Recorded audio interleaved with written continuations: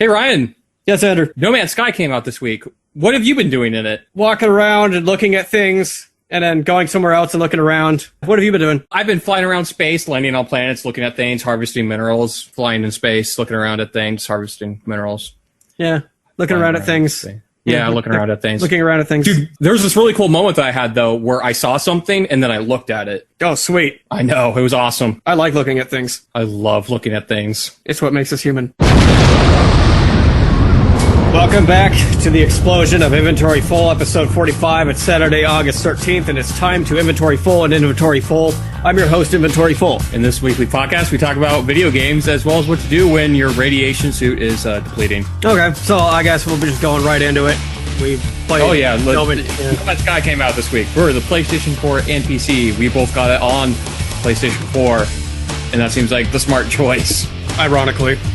Yeah, really quickly just bring it up. Apparently the PC port is utter and complete shit. No first-hand experience, but considering how everything is about this game, it's kind of impressive that they even managed to fuck up the PC port as well, to the degree that they did. Yeah, I'm finding it really... I don't even know where to start with any of this. There's so much. It's like they just ported it over the PC and didn't even try. Even the menus are the exact same menus from the PlayStation 4, where you have to hold down the right-click button and hold it down for a full second to transverse to the next menu, just like you do on the PlayStation 4. That's horrendous.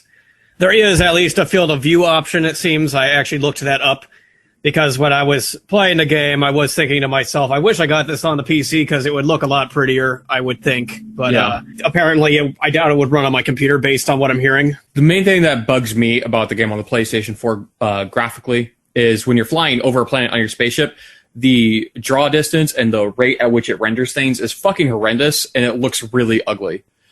Flying over a planet is not a good way to see a planet, which is dumb because it's a space exploration game. That's something that they should have been able to have work.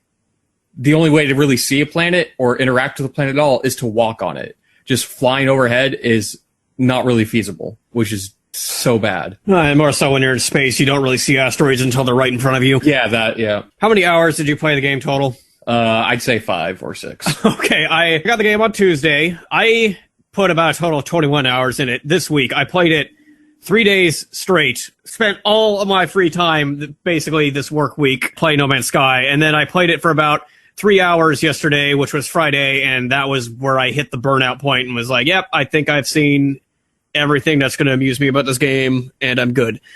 My ego got jacked off pretty hard this last week. I am sure yours did as well, because everything we said about this game turned out to be true.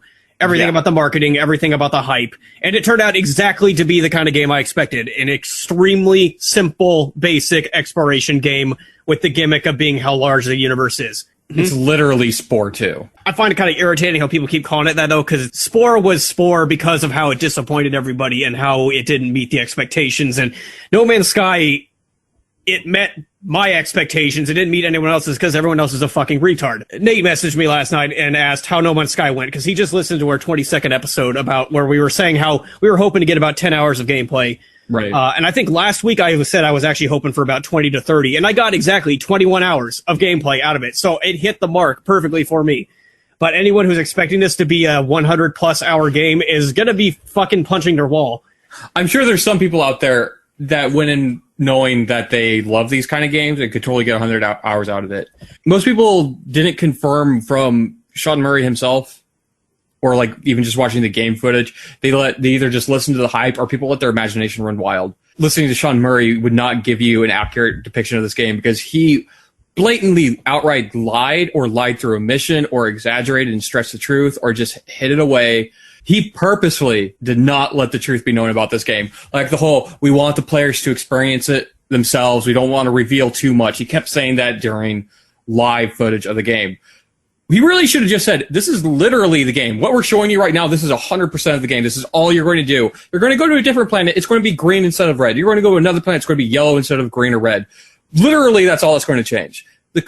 Within like the 5 hours that I've played already, all the randomly generated creatures, they're so insignificant, they don't matter to me. Like, it's like, okay, cool, this one has tentacle hands instead of fingers, whatever. It still looks more or less the exact same as the last randomly generated creature.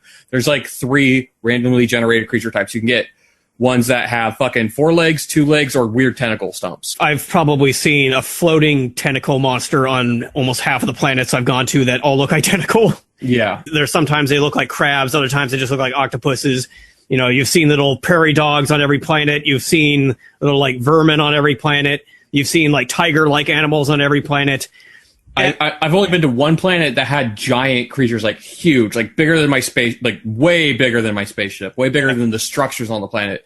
And I looked at it and I saw, I'm like, it looks exactly like the prairie dog, except it's just really fucking huge. I don't want my point to get mixed up with where I said, like, this game met my expectations. I'm not going to defend Sean Murray because he intentionally pulled everyone's asses with this game. People generated the hype himself, and then he basically just encouraged people to keep hyping it up for him. He didn't have to hype it up himself. All he had to do was not tell people what the game was actually like, and people just got more excited for it.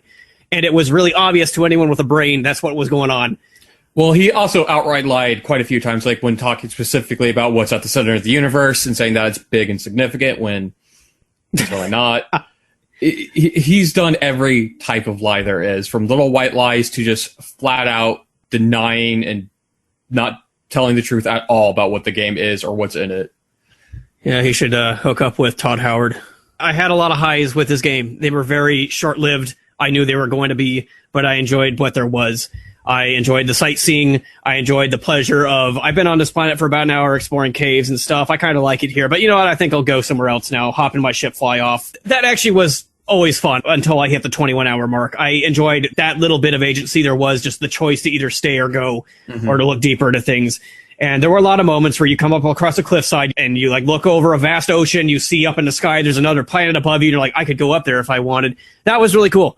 I liked that. That's about all this game had going for it, but it was still cool and unique to this game. Yeah, it's really hard to talk about this game because my feelings when I'm playing it are I'm enjoying myself and I'm having fun. The best description I've read online is somebody likening other action-packed games or just other games in general. It's like your first-person shooters or whatever, or even your puzzle games, ones that really give you a lot to do. Those are like your mountain biking, your hang gliding, your parachuting, your skiing, your snowboarding. This game is just like a walk through the woods. Yep.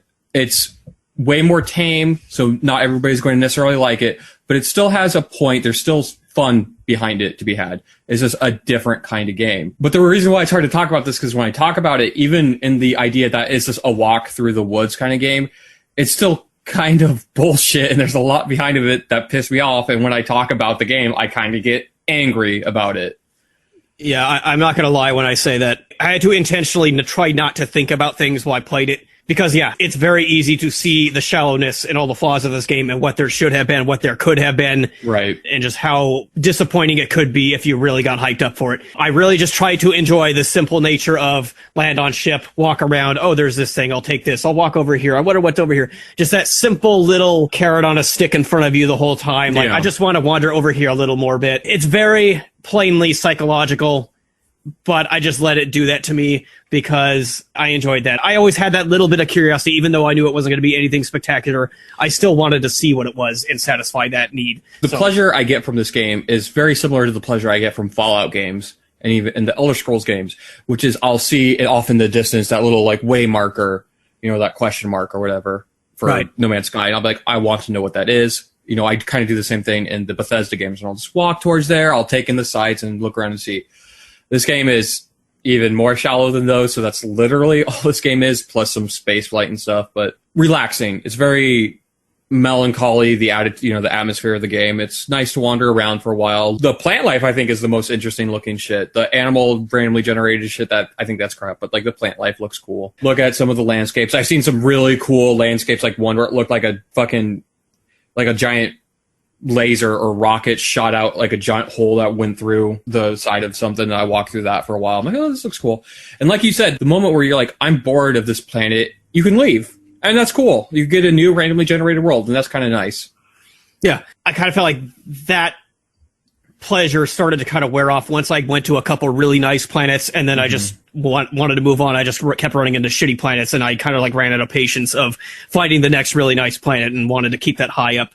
But, you know, I found a planet early on that was just absolutely covered in gold. There were like mountains of gold everywhere, and I made a shit ton of money from there, named it Planet Goldberg, and then I moved on. Without needing to be said, though, that this game really lacks a lot of random elements that could create actual Yes. stories to tell. I think there were 3 total stories. The first 2 I told you, the third just happened yesterday. The first thing that happened to me was after the game kind of tutorializes you in the first solar system and hands you a hyperdrive. I fueled up my hyperdrive, and then I found another ship, and I bought it off the guy, and then his ship had an empty hyperdrive, and I had no idea how to make fuel.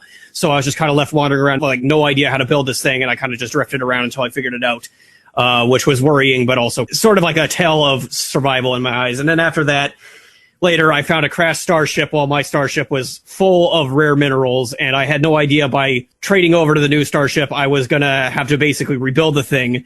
And so my inventory was fucking full, and I was left on this icy planet full of things trying to kill me, and I basically had to scavenge with very little inventory space to find the resources to repair the thing and fly off. And when I finally did, well, barely surviving, I immediately got shot down by a pirate. And that pissed me off in the moment, but then I realized actually that was kind of funny. Then yesterday, I found a planet that was basically a giant ocean with a bunch of islands everywhere. And I landed on an island, jumped down in the ocean to go find something that turned out to be nothing. And then I tried to get back up to my ship, and I realized my jetpack wasn't strong enough to get me back up on the island. So I was basically stranded in this ocean, and I had to swim half an ocean across to get to the shore and basically start looking for resources to build a stronger jetpack. And that, you know, those moments are very kind of frustrating when you're caught in the cycle of look for resources, sell resources, buy new things, but you really got to step back and go, oh, actually, this is the best part of the game. Think your way out of a problem where you need to, you know, get back to your ship or fix something up that you need to get away from where you're stuck. I feel like those 3 examples I just gave are probably going to be the only times that ever happens to me. Because Just now, so you know about the jetpack thing, as long as you're pushing up against the surface, including a wall, you have an infinite jetpack. it was basically just this floating landmass, so I couldn't really ride up against it. Like, nice. I was just barely getting up below it before I would drift back down into the ocean. So, yeah, that was it. So far for me, the coolest planet I found was literally the forest moon of Endor, but during winter. Like, it had pine trees in it, and it was snowy everywhere. And it was a moon, and I'm like, huh, I'm literally on Endor right now. Like, that was the most, like, I haven't ran into any really interesting things to break up the cycle yet. But that's exactly what this game needs, I think. I think, like, sometimes when you're entering a planet, there should be a random chance that, like, pirates come up and just shoot out your engines and you crash land. Shit like that. Things to make everything go wrong. I don't know if it happened to you, but pirates will just show up when you're flying. Oh, like, yeah. It's happened to me. But that's like the only really random But thing. the thing is, if they blow you up, you just respawn. I'm talking about, like, literally they blow you up, you crash land, and now you have to repair your ship. I think it actually depends on where they shoot you down because, it's like I said, when I repaired my ship on that ice planet and flew off, I got attacked by a bunch of pirates that I was no match for because my ship was a piece of shit. It didn't have any weapons, so... You know, it was almost like a fucking chase scene out of a Star Trek episode where I'm like flying through the atmosphere trying to evade them while they're shooting at me from behind. They shot me down, but then it respawned me on the planet with a broken starship again that I had to repair all over. So, Oh, that's cool. I think if you get shot down on a planet, like in the atmosphere, I think maybe you had to repair your ship, but maybe the game just glitched out for me because when I respawned, it actually respawned me in the middle of the planet, and I was like looking up through a bunch of walls at my ship, and I had to restart the game. Nice. That's another thing. This game is fucking full of glitches.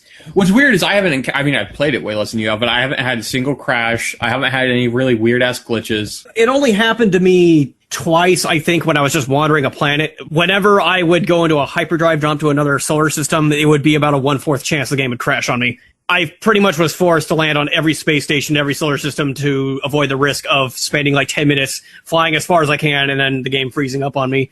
And that got really fucking old. I don't know why that was happening. I thought that was supposed to be part of the patch fix, but it didn't fix it for me. That sucks. Can I talk about something about the game that really fucking annoys me?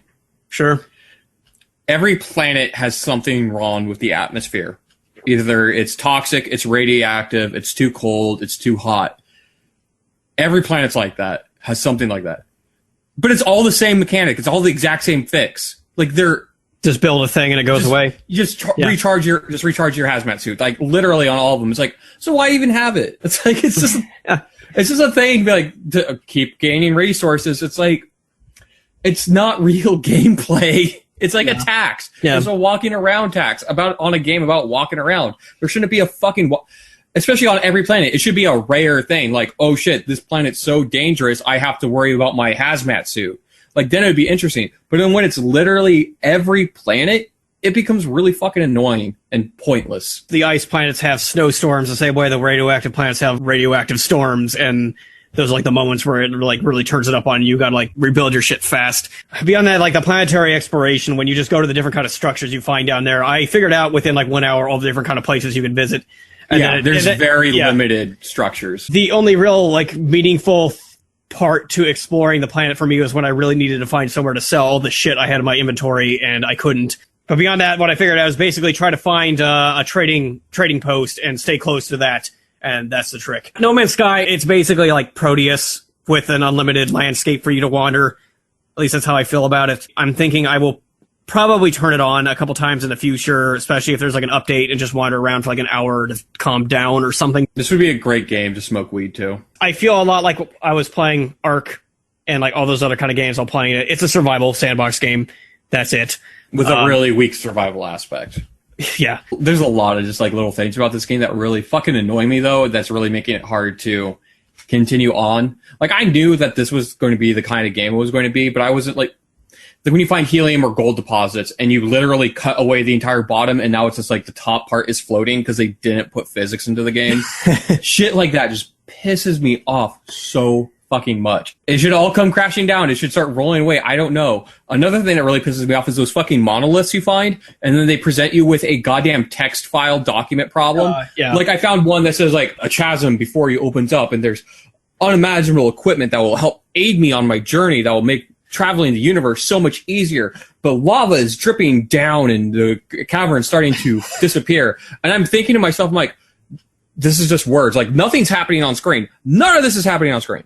It's just words. I'm like, that's fucking lazy right there. And then I'm given a prompt of, do I want to reach in and try and grab the equipment, or do I want to stand back? And at that moment, I'm like, this is really dumb, because I know whoever wrote this scenario is just going to give me what they think their moral is. So I don't know what the writer wants me to do. I have no way of knowing what he wants me to do. It's literally a 50-50 crapshoot. It could be teaching me the lesson that sometimes if you want to advance, you need to take risks. Or it could be trying to teach me the lesson that, like, hey, you can advance without this stuff. You don't need it. Teach me to be humble or some shit. And it's just, and then I picked wrong, and I'm just like, oh, fuck that thing. It's total random chance. Yeah. I really fucking hate the writing in the game. You can writing really is so tell shitty. It's so fucking full of itself. And it's like they thought they were writing 2001: A Space Odyssey or something. Except what they probably failed to understand was that 2001: A Space Odyssey was all about showing, not telling. Yeah, this game, all it does is tell. Like, I remember the half robot race. The first time I saw them, it was like you come across an android that's like barely moving. The only way you can tell that's alive is the head ticking back and forth as it looks at its tablet reading a document. And like on screen though, like it's shifting its body weight, its arms are moving up and down. I'm like, it's not standing still. And then it goes on to say something like 3 blue lights flash across its face. They feel serene and calming. And it's like, why didn't you just have 3 serene, calming blue lights flash across its face instead of fucking telling me that? That is shit writing. And what's going on screen doesn't even match up with the writing. Beyond that, within the 20 hours I played the game, I started running into the same dialogue. I started seeing the same things again, and I would know what answer to pick. So you don't even have to play the game that long to see all the different kind of dialogue trees you can find. And it kind of defeats the point of finding all of the vocabulary stone things when you can basically just memorize this small amount of conversations you can have with aliens. I'm really not a fan of the music. I actually turned it off because the music's forgettable to me. Like I haven't really noticed it one way or the other. It's not bad. It's not offensive, really. It's just, to me, it's like every single indie game has this kind of like, oh, piano music, guitar riffs, oh, so magical and ominous, and isn't the universe amazing? It's like... Yeah, I'm just nagging about that, but that combined with the writing to me just kind of signaled that this game was written by people who really think that they know something important that they need to share with the rest of humanity. People that, if they were flexible enough, would probably eat their own asshole. Yeah. I feel like if this game was $20, I'd be a lot more pleased with it, because I paid $60 for that, and it gave me 3 days of very superficial, shallow fun. It kind of distracted me from more important matters in my life for 3 days straight, so... hats off to that. I can't remember the last game to do that, but it was still only about 3.5 days worth. And at this point, I have no real interest to go back. I might turn it on within the next week and play it for like an hour or two, but that's going to be it for me. I'm actually really surprised that the critics were railing this game so hard. There were a lot of 9 out of 10 reviews, mostly from like PlayStation Magazine and stuff like that. Yeah, I noticed that. PlayStation Lifestyle. Yeah, but I mean, I've actually been surprised at how kind of disappointed even critics were with this game. It goes back to whole shot. yes, the hype train got out of control, but at the same time, Sean Murray himself was kind of promising everything. It's a single player experience, flat out. There's might be online servers. You might be able to run into other people. There is literally nothing about this game that's multiplayer. It should have just been a single player game. And if they really wanted to give us the experience of exploring the galaxy, they should have just handcrafted 3 solar systems, and it would have been way better and way cooler. Instead of making an entire fucking galaxy, who cares? I'm never going to see the whole galaxy. I've been to 10 planets, I think, so far. I've hyperspace jumped 7 times, I believe. Yes, 7 times. Even if I keep playing the game, it's like, who cares about all that other shit? All that other shit in the game is completely negligible to me. It is nothing but just a bulletin point to try and sell games, because people will be like, oh, that's impressive, when really it's not. And like, I knew that buying this game, I'm like, that's not impressive, but then it upset me. And then actually playing the game, for some reason, it's just a point that started to really just drive me insane about this shit. Especially since I keep hearing people bring it back up. Anyway, that's my rant for this game. Okay. The only thing we didn't really talk about was how there are 2 directions that the game gives you, which is you can either go to the center of the galaxy or you can find the Atlas Stones. People are saying that the problem with this game is that there's a lack of direction. There is a direction. It's just that the journey in that direction is completely unfulfilling at a certain point once you just realize the cycle of behavior that you're following. It's literally just get more antimatter fuel. That's all this game is. What kept me going was just the simple Skinner box of making my ship bigger, making my inventory bigger, improving the systems on my ship to make it stronger and faster.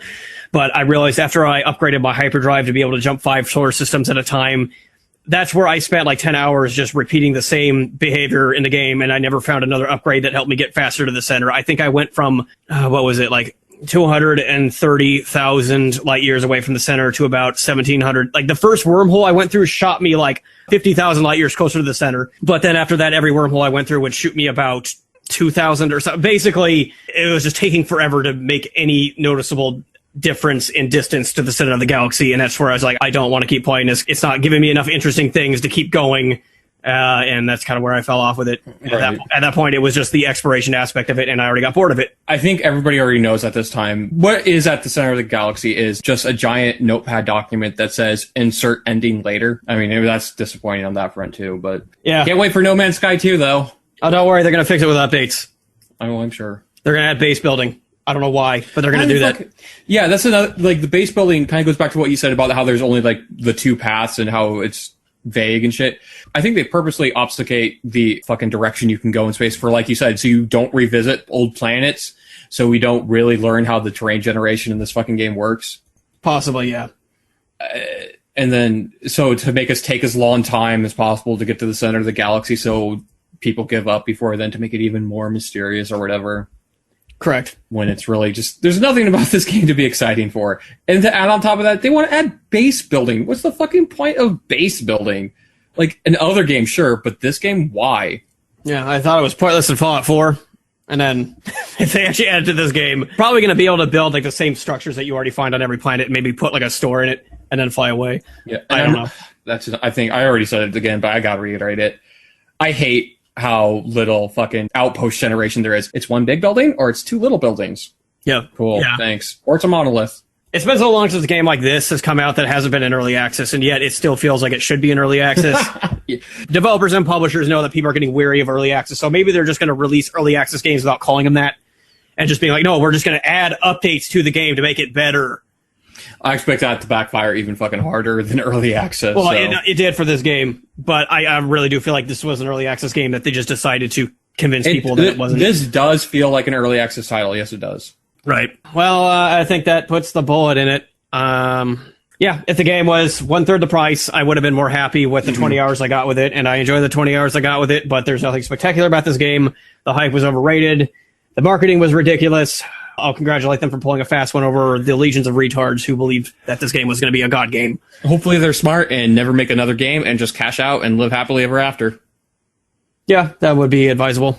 But, yeah, I mean, there's a lot of shit about this game that pisses me off, a lot about this game that annoys me, partly because I think it could be way better and way cooler. But at the end of the day, what we have right now, what there is, I still get, I won't say fun, but I get enjoyment out of it. It's very relaxing, very calming, and I appreciate it for being that. I will still keep playing it. I just won't really care. Yeah, it has like uniqueness to it that made it different, but I honestly think a year or two from now, another game like this is going to come out that's just going to be 10 times better. That one game, that one indie game you showed me, that's like in development and in very slow development. Rodina. Rodina. Yeah. I think Rodina, because one solar system, two solar systems. I think Rodina has a much better chance to be cool and exciting eventually. Yeah. There's also that other game that I always forget the name of that was showed during the AMD conference at E3 that was basically a combination of No Man's Sky and Space Engineer, where it looked like it was basically the same thing. You got a whole galaxy to explore, but you can also like build cities and start factions and stuff. So it looked like more of an actual MMO. I'm just saying that's another game in this vein that could potentially just be way better or just as bad. No Man's Sky kind of set a very, very low bar for this kind of space exploration game for other people to just top it. Yeah, that actually would be the coolest part about all this is if another developer actually got inspired by No Man's Sky and said, I can do this, but I can do it better. Because, like you said, the bar is very low. And I do not think it would take much to make a game better than this. Part of the problem with No Man's Sky is I believe they tried to do too many things like, oh, we're going to let you attack other vessels in space flight and have really weak space combat, have really weak shooting. Maybe a game could just come out, strip out all the unnecessary parts, and just focus on one aspect on top of the space exploration and make something really good. Now I gotta wonder, is Star Citizen going to be a No Man's Sky, or is it going to actually be good? Geez. Because I'm going both ways. One, they're actually releasing actual things and taking opinions and not lying nearly as badly as Sean Murray did. Right. But at the other time, they are still promising us everything. It feels like so. The controversy of that game is getting wider and wider, and the fact that they're like claiming they're going to complete so many things about it before it comes out. Supposedly this year is getting more and more hard to believe, but I do like the fact that Chris Roberts is at least telling people what the fucking game is and what you can do in it and what the point is going to be. They're trying to reach a goal, and either they're going to reach the goal or they're not, but it's not going to be this giant mystery game where it's like, oh, it's just going to blow your mind. It's just going to jack you off and be fun forever. Still going to be cautiously optimistic about Star Citizen because I want Star Citizen to be the kind of game that No Man's Sky wanted to be. I don't think it's going to be, and I think it's probably going to be as disappointing as this and get raped by everybody. But I want to believe, please, one of the developers making these kind of space exploration games, please just prove everyone wrong for once. Mm-hmm. That's all I want. I want to believe. Yeah. I want to hope. I want a good game. Yeah, anyway, I think that kind of puts everything we needed to say about No Man's Sky into it. Also believe, I think Sean Murray was also quite saying is like, what do you do in this game? Anything you literally want. Yeah. Except not really. So well, he never lied about anything, but it's just like you can do anything you want, but that doesn't mean there's a lot to do. Yeah. Anything you want as long as I want you to do it. I've noticed like you can't shoot inside buildings, so you can't shoot the other aliens and stuff. I mean, you can say about any game in existence. What do you do in Super Mario Brothers? Oh, anything you want. You can run to the right and grab the flag, or you can get yourself killed, or you can jump down a pit, or you can go down this pipe and then come back out the pipe. Whatever you want. There's so many possibilities. It's amazing. Woo. Yeah. Anyway, overall, I give it a solid 5 out of I don't give a fuck. Yeah, 5.5. Not even a 6. Because it is literally right down the middle. When I sat down to play it yesterday, it was like, okay, here I go. Oh, here's a planet with some trees, and here's this ore and this ore. I guess I'll farm some and sell it. And oh, wait, I've already done this 3 days in a row now. I'm bored of doing this. Did you play anything else this week? No. I'm sorry. Did you? I went and saw Suicide Squad. Oh, yeah. That is the fucking shittiest movie I've seen in a while. It has really cool points. It has really high points, I think. Specifically Harley Quinn, Diablo, and Joker, and the black lady that's in charge of everyone. Those 4 characters and those 4 actors are really good. They do a good job making the character, fulfilling the role, establishing them. They're great characters. Everything else about that movie is very subpar. Will Smith and the editing are complete fucking horseshit. Will Smith is a kiss of death, and I don't know if I'll ever see a Will Smith movie ever fucking again. That's unfortunate. Because just the fact that he's in a movie is a really good sign if what kind of movie that's going to be. And I feel like, I mean, I'm just going off my feeling from watching the movie once. I feel like Will Smith had 1/3 of the lines in a giant ensemble cast, and he delivered them like complete shit. That's odd. They didn't make it seem like it was going to be that way in the trailers. Oh, and it felt he would not shut up. It felt like, and it was really weird seeing Will Smith trying to talk like a gangster after seeing like Fresh Prince of Bel-Air and all that shit. Okay. He tries to come off like as a hard ass street thug. Which, first off, I didn't even think Deadshot was supposed to sound like that. But on top of that, it has like the worst fucking action scene I've seen in a movie in a long fucking time. Halfway through the movie, with so many fucking jump cuts and enemies just raining up out of nowhere, and you have no idea what's going on. It's constantly going from one character to the next, just to have them swing like a bat, and a split second later, it cuts to the next person just shooting a gun, and you're like, yay, they're winning, I think. There's no way in hell I'll ever pay to see this movie, but hearing its reception and hearing you talk about it makes me actually want to see it. I went from having no interest in it to actually wanting to see it because it sounds so amazingly bad for a large budget. It is pretty amazingly bad, especially the editing. Like, the editing is so fucking terrible. The bad guy, shows them like in this meeting, and then it cuts to a scene where it has one of the characters that was in the meeting, actually two of the characters that were in the meeting, are suddenly in the subway. Like, an undetermined amount of time has passed since the two scenes. And they just say something back and forth to each other. And then it cuts back to the prison, and then it cuts to them in the subway again, and then cuts to the bad person showing up in a room somewhere, going, brother, and then the bad guy's there. Like, that's how they introduce the bad guy. Neat. It's unbelievably bad. Like, you don't even... What the fuck just happened? Like, you don't even know how that fucking happened. Watching DC go down in flames is pretty awesome. After this one, I realized DC has no fucking clue what they want to do. That movie has, like, 3 different, like, tones in it. Like, it goes from serious to funny to what the fuck. And it is just... Yeah, do not recommend. Yeah, I think Wonder Woman looks like fucking garbage. Oh, man, I saw the intro to Justice League. Justice League, yeah. I also think that looks bad. Yeah, that doesn't... Like, I mean, it looks good for a trailer, but it doesn't look good for a movie to have Batman walk around recruiting people like that while fucking whatever that song was playing. Everything about it was cliche as fuck. I ever told you I used to really like Wonder Woman? No. I actually did. When I was like a really little kid, I watched the TV show. Oh, the one where she spins? Yeah, loved it when I was a kid. Wonder Woman fucking sucks now. So, thanks. Fuck comic books. I'm glad I never cared. And Superman versus Batman, Wonder Woman, I thought was actually pretty neat, especially the way they did her special effects during the action scene. But after Suicide Squad, I'm not going to get hyped for any more DC movies.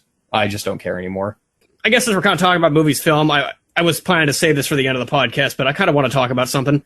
Go for it. Brian Fuller, the producer of the new Star Trek series, had a big panel recently, and he shared some things about it. The only noteworthy thing he shared was that the setting is going to be between Enterprise and the original series, contrary to what everyone thought.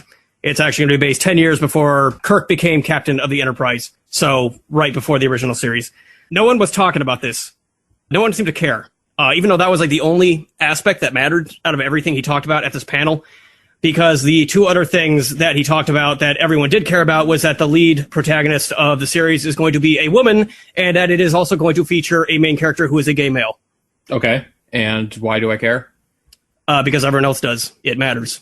But we've already had Janeway. It's socially irrelevant. I was just flipping through search results of the news, just trying to find more details about it. All anyone wanted to talk about was the fact that the main character is a woman and that there's a gay guy in it. I came across this New York Post. It is titled, "New Star Trek Lead is a Woman Like It's Best Captain Ever." And then goes into a big paragraph about how Janeway was better than Kirk and how awesome this is and how great the series is going to be because of this. It makes me really want to kill myself because, goddamn, just goddamn. There's never been a gay male character in Star Trek ever before, so it's a first for the series. But if this was like Enterprise from 15 years ago, it would have actually been socially relevant. It's not anymore. There's gay male characters in fucking everything now, and they're jacking it off like it's a big deal. There's also strong female characters in fucking everything now. There's always been, actually, and they're jacking it off like it's a big deal. It also kind of concerns me what they said about the lead, because they claim that she's going to be a different, more interesting take on Captain Kirk. And all I'm gathering from it, like, okay, so she's going to be like kind of this cowgirl in space who gets dick from every alien species and is a giant space slut or something, and that's going to be like spun around to be a very empowering thing or something. Because if that's the case, I hope so. I'm going to drop this fucking series like it's hot if that's what it is. I will watch it if it's like it's hot. Every episode is her getting like an abortion, being congratulated by her crew for getting like another alien species knocking her up, or so. I don't know. Anyway, he also said she's not going to be a captain. She's going to be a lieutenant commander. So they're implying it's going to be like some weird like format where it's about some journey of. Basically, she sounds like fucking Rey from Star Wars, is the way they build it. And that has me deeply concerned because I fucking hate Rey. I fucking hate characters like her. I'm still going to remain optimistic because I know this is just pandering. They're just getting hype from the social justice crowd by spreading this shit. Maybe the series will probably still be good. I don't know. I get what you're saying with Rey, where like they are just perfect and they don't fuck up ever and they can do whatever they need to do because it's weak writing. Speaking of the homosexual character, what I find interesting is that alien species from Deep Space Nine where they're kind of the Trill. The Trill, yeah. The Trill romantic relationship, and after the previous host dies and the same Trill takes host of a new body, that is the most interesting relationship dynamic that's in popular media that I can think of. And that was actually back when doing that kind of story was bold and daring. Like, the episode itself was not that great, but like topically, that was actually daring for them to do it. Just like how the original Star Trek series had the first interracial kiss ever aired on television.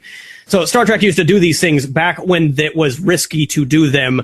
Now they're just milking it because it's popular. They're not even being that bold with it anymore. It's like... Well, that's my point. So it's it doesn't matter to me that this is the case. I don't give a fuck that there's a gay character. I don't give a fuck that there's a female. I wish that they would stop championing it. Like, this is the fucking cause we're going to fight and get hype. It's like... If they wanted to be progressive, you know what they should do? They should have said it at a different time so they could have had a second generation Data in it and then have a romantic relationship with that. They could have made the main character a Klingon or something else. Oh, fuck yeah. Like, they've said that the series is also going to have the biggest cast of alien characters. That actually got me excited. They said there's going to be an android character in the show, which is really weird based on the timeline it's on. That is weird. But it really sounds like to me that they're marketing to the Doctor Who crowd of Tumblrites, and that's really scaring the shit out of me because that seems to be what science fiction is for now.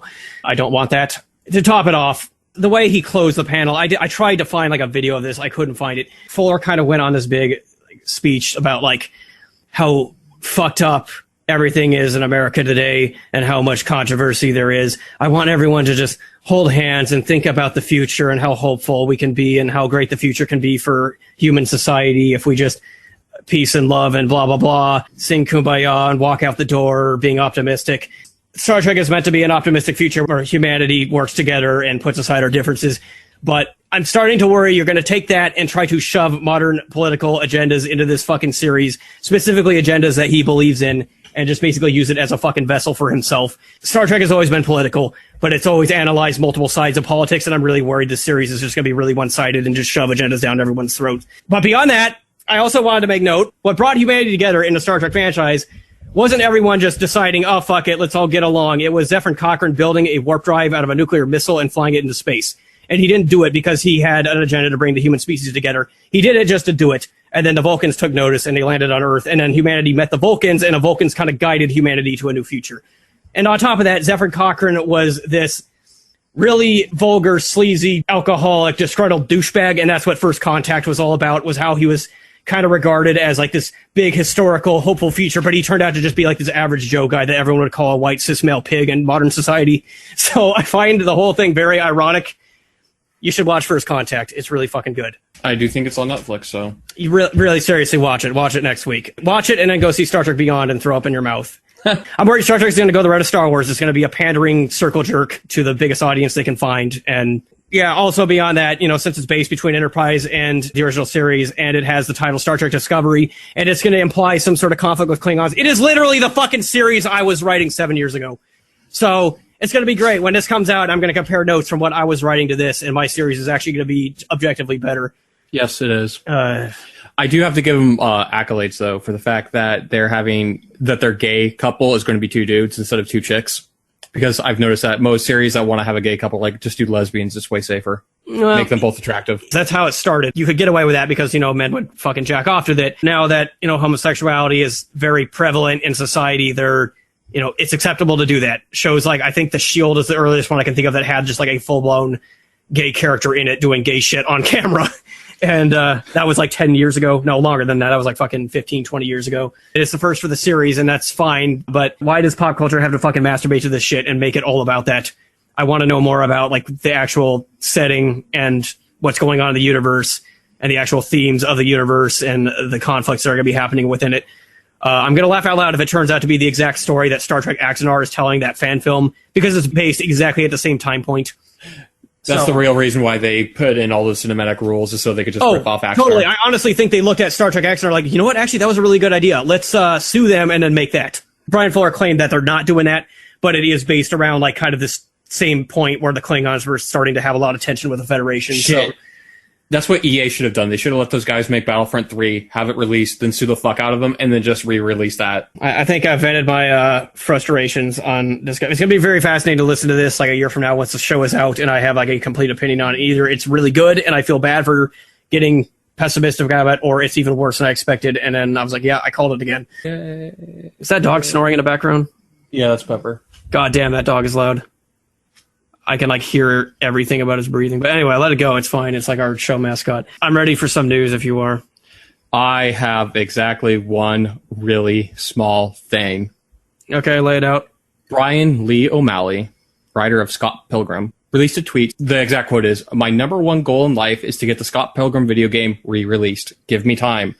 And if you don't know, the Scott Pilgrim video game was a really good side-scroller beat-em-up. It was only digitally distributed, so if you want to buy it new now, you cannot. There is no way to do it, which is one of the downfalls of digital-only distribution. So it's kind of cool that this might come out again. So was it pulled, or was it just left behind on old consoles? I think it was just left behind on old consoles. It might have been pulled because it did have actual music that might have, led to it getting pulled. But yeah, I'd love it if this came out again, because I didn't play the original, but it did look really good. So yeah, it looked like a pretty solid beat 'em up. That also kind of ties into a story I had that wasn't like a big one, but I think I've told you before how there was a game called Marvel Ultimate Alliance that had DLC that got pulled, and now there's like no way to like retrieve those characters in the game. You remember? This is like way back when the 360 first launched. It was actually a game that came with my 360. It just came out on Steam along with its sequel, Marvel Ultimate Alliance 2, and the ports are absolutely fucking atrocious. Buggy as fuck. Kind of overpriced too. Yes, it's full price, $60 for like a 10-year-old game. On top of that, like it's still missing all the DLC. Apparently they've already put out a patch, but I've been hearing conflicting reports about like how it actually didn't fix anything and it's still a fucking train wreck. And how the DLC is still missing from the game, but they implied they're going to try to bring it back. At first, when I read this, I'm like, oh, that's cool. They're trying to salvage this game that kind of just got abandoned 10 years later, but apparently they did a really shitty job of it. So there's that. And that's too bad. I wish it wasn't overpriced, because if that was ever, that's just a game that was, if it's ever on sale, I would probably pick it up. I didn't actually like the game that much when I played it. I tried like multiple times to get into it. It's like Gauntlet Legends sort of with Marvel characters. So at least that's how I felt about it. That's probably a terrible way to describe it. It's an action RPG. Yeah, I heard it was really good, but the way they're handling the re-release is shitty. Yeah, but it's out there. So that was your only news story? That was literally it. I can shoot through most of mine pretty quickly. Quake Champions released a gameplay trailer. Oh, yeah, I saw that, actually. Yeah, it looked like Quake, and then the powers started happening, and then it stopped looking like Quake. I really kind of wonder if maybe the powers will be like an optional mode. That might be a way they could sell it. That would be logical. I would hope for at least that. I'm going to continue to just have no opinion on it until I've played a beta or something, because I would really like for a good modern Quake game to come out. But if they're going to try to inject Overwatch bullshit into it with like a cash shop and all that stuff, count me out. If that was the case, I think Unreal Tournament is still likely to turn out better. There was also a Prey gameplay trailer. It looks very System Shocky. I'm continuously curious about how this game will turn out. I also looked at footage of Prey 2 from 2011, having never done that before, and I was totally understanding now of why everyone is upset about the new Prey being a reboot instead of being Prey 2, because Prey 2 looked fucking incredible. Well, Prey 2 was that bounty hunter game, I think you said? Yes, it's an open-world first-person shooter where you're in a completely alien city with completely alien characters. It just looked superbly original. It was open-world. You basically seek out bounties and go around this alien city, parkouring all over the place, chasing down bad guys or not bad guys, and rounding them up, executing them, capturing them, whatever. You could like take human shields, and just the footage looked really cool. And I was immediately disappointed. Like if I had saw this fucking 5 years ago, I would have been looking forward to it, and I'm glad I didn't. But even still looking at this trailer, telling myself this game is never going to happen, don't get interested. I still got interested. So the new Prey is going to really have to impress people to make them forget about that. Okay. Nintendo DMCA'd another Metroid 2 remake of the Nintendo Power Archive that was uploaded. The optimistic part of me says they're doing it because they are making their own Metroid 2 remake, but I doubt that. But I hope. No, I mean, because they've shot down every other kind of remake that they could. Like the Metroid 2 remake, I knew that was going to get shot down. And the guy who released that actually did a good job about it. He didn't really talk about it until he was ready to release it. Then he released 1.0. It got pulled, and now the torrent is up there. You can still get it. And Nintendo is still trying to shoot it down everywhere they can. But if you have an interest in Metroid, acquire that shit before it gets really hard to. There is still a subreddit for this game that you can go, and people are still trying to pass around links before they get pulled down. So I downloaded it. I probably won't play it, but I have it. Oh, you have it? Cool. Yeah. You gotta give it to me. Yeah, I can. But I'm really fucking disappointed that he pulled down the Nintendo Power Archive, because that just seemed totally fucking pointless. The Nintendo Power Archive is completely asinine and dumb. I mean, that shit is pointless now. There's no reason to try and resell it at all.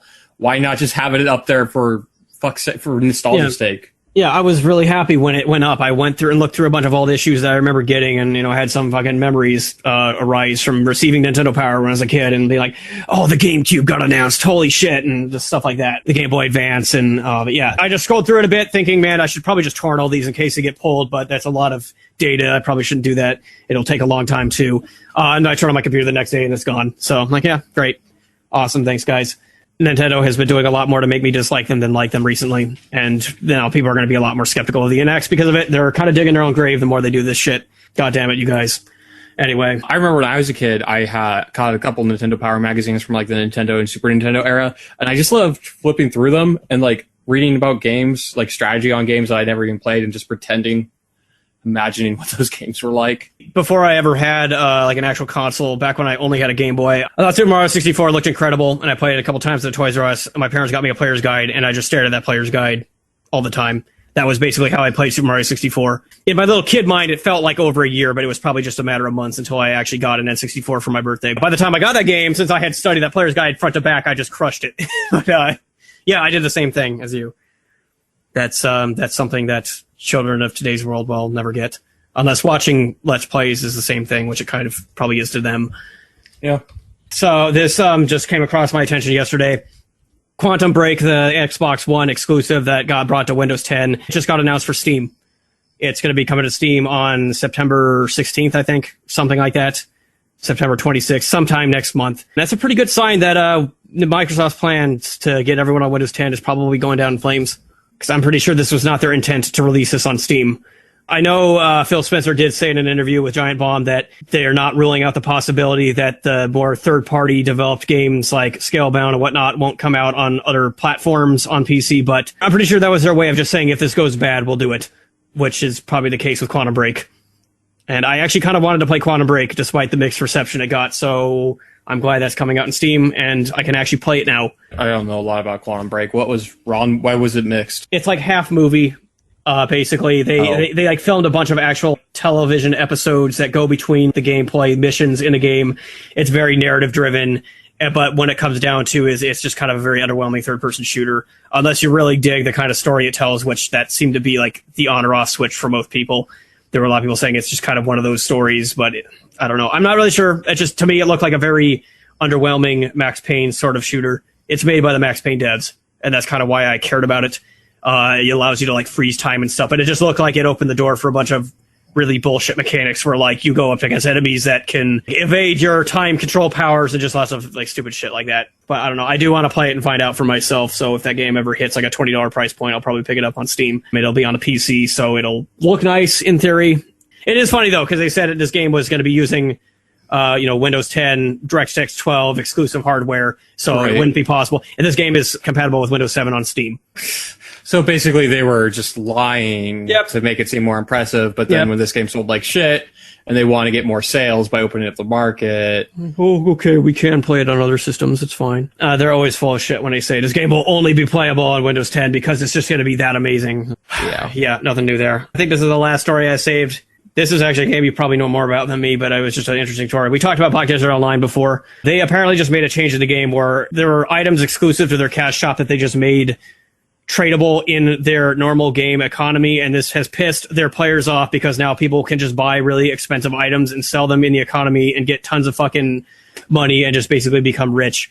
There's two major styles of MMORPG. There's like the WoW theme park style, and then there's the more like sandbox, do what you want kind of style that was around before then with games like Ultima Online. Black Desert Online falls into the later category. So introducing something like this, which fucks up the economy, which in a game like, Black Desert Online or EVE Online, the player-driven economy is a huge aspect of the game. That's a really big fuck up for them to do. Like, they're destroying a part aspect of the game. Yeah, what the developers said they were doing was trying to make these items more accessible to the free-to-play players, but in doing so, they completely ruined what was special about that game, I guess. And their fan base is absolutely pissed, and the way that they handled the reaction was to start banning everyone on their subreddit who was speaking out against it. Nice. So they've basically fucked themselves, and this game is now going down in a fiery mess. That's it. Black Desert Online is basically dying, or dead, whichever way you look at it. I remember they did something similar with a game called Arcade Online, if I remember right. And holy shit, I googled Black Desert Online, like the first few pictures are just naked people. Cool. Oh, it's the nude mod that we reported on. That's right. Yep. Nice. Anyway, yeah, it's really disappointing to see this shit. That's everything I was going to bring to the table. Cool beans. Oh yeah, Arcade Online, they did the same thing when they went from open beta to actual release. They introduced items that you could sell on the market and completely fucked up the game just for that microtransaction fun. Cool. Cool. I got nothing else. I actually thought this episode was going to go on way too long, but I think we kind of rolled it out pretty concisely. So Yep. There's that. We have solidified the moment in history where No Man's Sky came out. We have recorded the controversy in its time. There's one last thing I want to talk about Sure. regarding No Man's Sky. I think you and me are both kind of like, we're vindicated but still disappointed. Yeah. I mean, I left room to be surprised, and I wasn't. So there's that. I wasn't really surprised by what was there, how disappointing it was, but I was disappointed because it could have been more and I wanted it to be more. But in, what was it, 2 weeks, Deus Ex comes out. Oh, yeah. Now, if that game's bad, I hope that game's not bad. I'm sure it will have its divisive elements in it, but I really think it's going to be an overall enjoyable game. That's what I want. I hope I'm going to enjoy it more or less the same as I did Human Revolution. Yeah, it looks like Human Revolution, just bigger. So either that means they'll be skipping over important gameplay aspects of it, or they'll be improving everything as a whole. I don't know. I'm going to buy it as long as it runs well on PC and it's not a total turd, and see that game through. Mm-hmm. I'm looking forward to it. I'm looking forward to it too. I'm looking forward to it way more than No Man's Sky. So. Oh yeah, well, No Man's Sky just got me more excited to it. Like man, I can't wait to play a real meaty, juicy game with actual systems. And, yes. Yeah. Oh man, could you imagine if No Man's Sky had actual systems? Yes. Yes, I could. Don't worry. In 8 years from now, it'll be updated enough to be slightly better than it is now. Woo! I'll have base building. Yeah, no one will be playing it. And then you can leave it on that planet and never see it again. I don't think we mentioned how fucked their servers are right now. Yeah, god, that's one story I didn't share that I kind of want to. I know I already told this to you in person, but I remember I was on my second planet or third planet, and I was just harvesting stuff, and this was specifically the planet where I was naming everything Bob. And I was just fucking around and having a good time, and all of a sudden I saw a ship fly overhead, and I'm like, holy fuck, a ship, another player, and I started shooting at them with my mining beam, trying to grab their attention if I possibly could, and they flew off, and I'm like, oh no, I missed the chance to see another player. But then I felt really good on the inside, because I'm like, fuck yeah, I named everything on this planet Bob. Another person's going to be wandering around this planet against all odds, seeing that I named literally fucking everything Bob, and that's going to be cool. And then about 5 minutes later, 3 ships flew overhead at the same time in a formation, and I had this sudden realization that the first ship I saw was just an NPC. And I became really fucking sad and disappointed. And then you told me the next day that the servers are down, and I went home that day and I opened up the game and went to the menu and saw that the servers were down. So the fact that I'm naming everything Bob was completely pointless in that regard too. So, but there's no point to the servers. There's no point to anything in this game. So who gives a fuck? Yeah. And to anyone who's really upset about that, don't worry. Enough people are dropping it like me right now that it's probably going to be up soon once there's only 100 people playing it. Shots fired. Yeah. All right. So to end it on a high note, though, I am thankful that this game did give me 3 days of good, solid fun. That's all I wanted. I wasn't expecting anything grander than that. And you could say the game is a pile of shit. In a way, it is, but I still derive what value I could from it. And moving on. That's the life of being a gamer. Yep. And that's something I want to talk about too, or at least bring up, is people are saying this is the last game I'll ever have to buy. I never want to have that attitude about a video game, because part of video games is being able to experience brand new things. Yeah. And something like No Man's Sky, it was never going to be able to have a strong, rich narrative. It was never going to have puzzle elements. It was never going to have satisfying first-person shooter or third-person shooter action or RPG elements. And it's just why would you want to play one game only for the rest of your life? That's a really sad way to look at gaming. For the longest time, I tried to find that. Every time I found a multiplayer game where I thought that was going to be the case, I always hit a point. I'm like, why the fuck am I playing only this game? There's other games out there. Mm-hmm. And I'm kind of now hitting a point in my age and my lack of free time that, yes, I would rather play single player stories, because I'm going to have so little time to play games that by the time I finish one game, there'll always be another one to pick up. So Deus Ex, get inside me. Yes, please. Adam Jensen, I need to feel you. Hopefully that will be a game where for once we come on this podcast and we are happy about and only have a few things to bitch about, and not when we come in here and go, oh, fuck! What was the last time we both played a game? Because, there's games we play, Axiom Verge was the last one I could think of. That we liked. Yeah. but the game that both of us play. Bloodborne.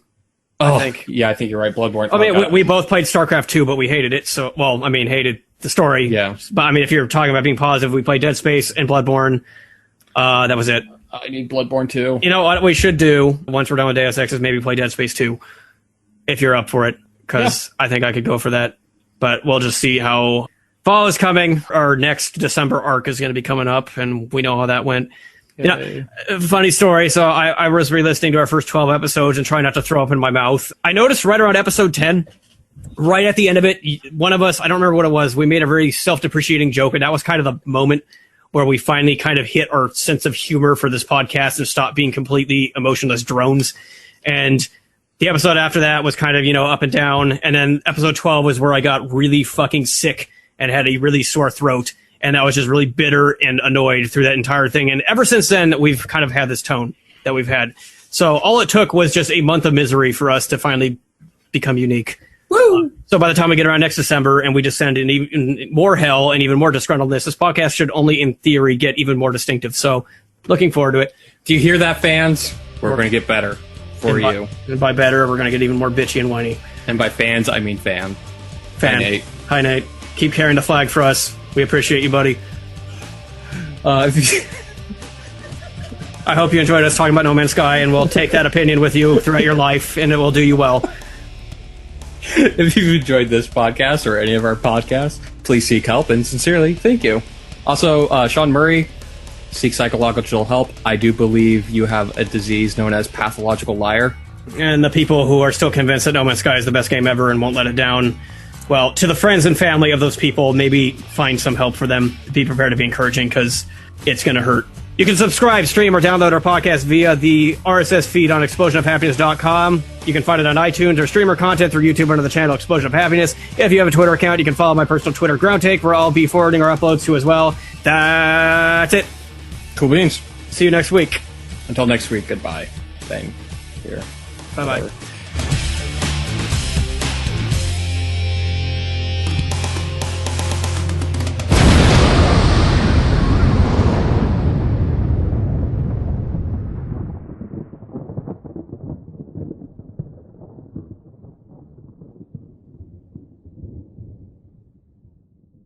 Now our podcast can be labeled as ableist. Yep. Because we talked about how much we like to look at things. Oh, god damn it. The main character of the new Star Trek series should have been a cripple. Should have been That like would a have guy been in a wheelchair. awesome. Yeah, it would have, Hell actually. yeah. That's, yeah. See, I'm always one step ahead of these people. What I find funny is the character with the disabled character is always a side character. They're never the main character. Yeah. Unless it's like a specific point they want to make about the movie. Have you seen any episodes of TNG about Barclay yet?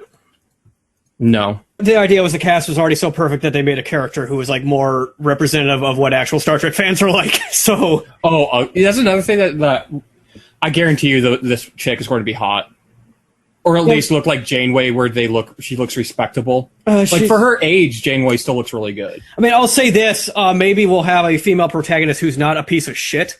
Maybe she won't get everyone around her killed constantly for idiotic moral dilemmas, but based on like the current political landscape, I expect that to be even more likely the case. Yeah. And that's, she's going to be like Rey. She's going to be very blunt and forward and going to always know what to do in the right situation. And you know what? If they want to be progressive as fuck, overweight character, an ugly character. That's another thing that people would jack off to, though. I don't like that. Yeah, but it would be actually moving shit forward. But what would be the fucking point of it? There'd be like episodes about fat shaming, like.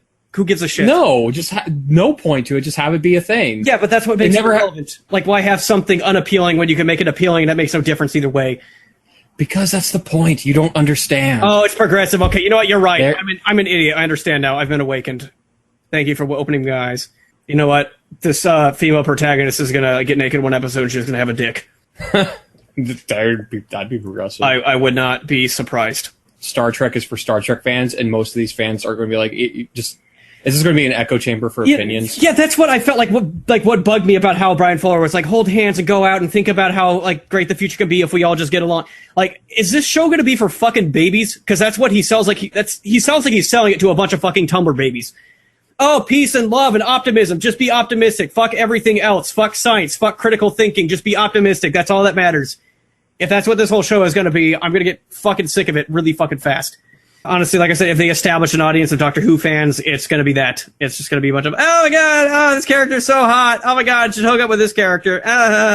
Make a bunch of like slideshows of the characters and put text on the screen about how cool they are and how cool you can be if you like to be like them. I like things that make me feel good about myself. Fuck you, Brian Fuller. Don't fuck it up. I'll hate you if you do. He's going to fuck it up.